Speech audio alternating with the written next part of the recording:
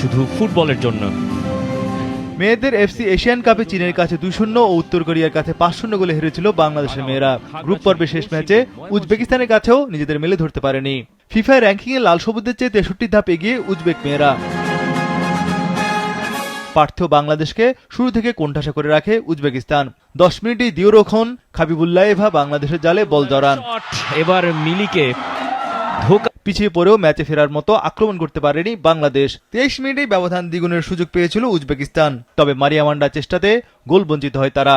চীনের বিপক্ষে ঋতুপর্ণা অল্পের জন্য গোল মিস করেন। এবার উজবেকিস্তানের বিপক্ষে 31 মিনিটে গোলকিপার জমিন কুলোভা হতাশ করেন ঋতুকে। করার চেষ্টা, আরো একটা সিমিলার।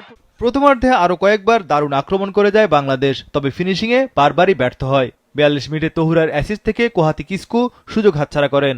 এবার কিন্তু তহুরা একটা টাচ করতে পারবেন কিনা গোলকিপার সামনে। এতে 1-0 গোলে পিছিয়ে থেকে প্রথমার্ধ শেষ করে বাংলাদেশ দল। Presenting Walton Crystal Series.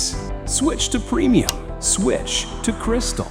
বিরতির পরও উজবেকিস্তানের ডিফেন্সে বারবারই হানা দেয় বাংলাদেশের মেয়েরা, তবে কোনো সুযোগ কাজে লাগাতে পারছিল না কোচ পিটার বাটলারের শিষ্যরা। উল্টো 62 মিনিটে দ্বিতীয় গোল হজম করে বাংলাদেশ। স্কোরশিটে নাম লেখান দিলদোরা নজিমোভা। তিনি ঢুকে পড়েছেন, এবার কিন্তু গোলের সুযোগ এবং সেই গোলটাই দিয়ে 2 গোল হজম করে যেন আরো অগোছালো হয়ে ওঠে বাংলাদেশ দল। 66 মিনিটে কাউন্টার অ্যাটাক থেকে আবারও বাংলাদেশের জালে বল জড়ান নজিমোভা।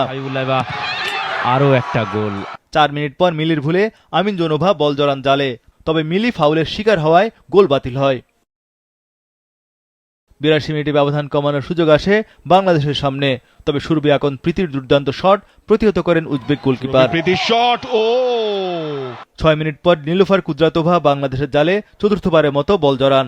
আসরে 3 ম্যাচ মিলে 11 গোল হজম করল লাল সবুজ দলের মেয়েরা, পারেনি একটি গোলও আদায় করতে। তাদের অল